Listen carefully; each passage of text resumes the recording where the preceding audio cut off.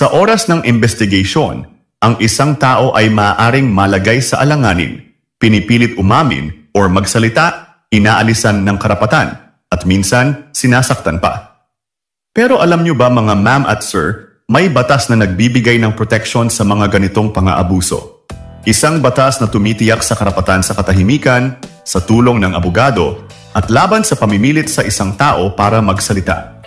Magandang araw po mga ma'am at sir, welcome back to my channel. Today we are going to discuss something about rights of the accused under Section 12 of Bill of Rights.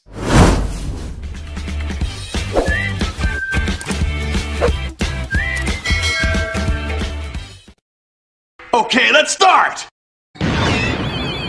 So ano nga ba ang nakasaad sa section na ito?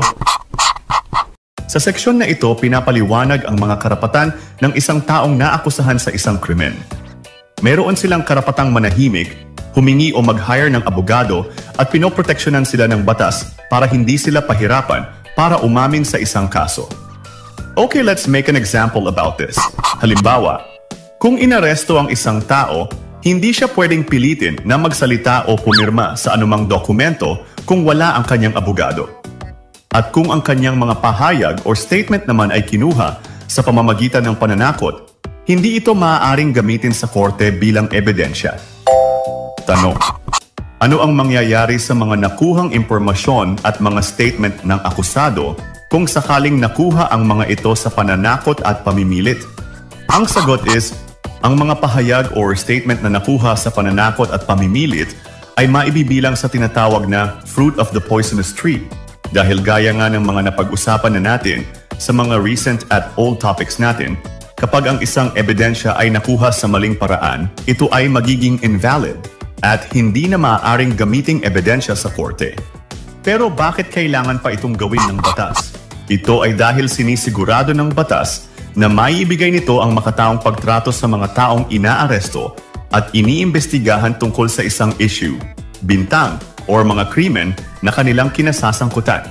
Hindi ito nangangahulugang ligtas na sila sa kaso, kundi binibigyan lamang sila ng patas na proseso. Anyways, sa kabuuan, ang Section 12 ng Article 3 ay nagsisilbing pananggalang ng karapatang pantao ng mga taong iniimbestigahan ng pulisya o ng autoridad. Tinitiyak nitong may sapat silang proteksyon laban sa abuso, sa pilitang pag-amin, at hindi makatarungang proseso. Sa pamamagitan ng karapatan sa counsel, sa information of rights, at sa proteksyon laban sa torture, pinapalakas ng konstitusyon ang prinsipyo ng due process at dignidad ng tao. Hindi ito hadlang sa investigasyon ng autoridad bagkus. Ito'y paalala na sa ilalim ng batas, pantay ang lahat, at walang sino man ang maaaring pilitin o abusuhin sa ngalan ng hustisya. At dito na po muna matatapos ang ating maikling video about Section 12 ng Bill of Rights.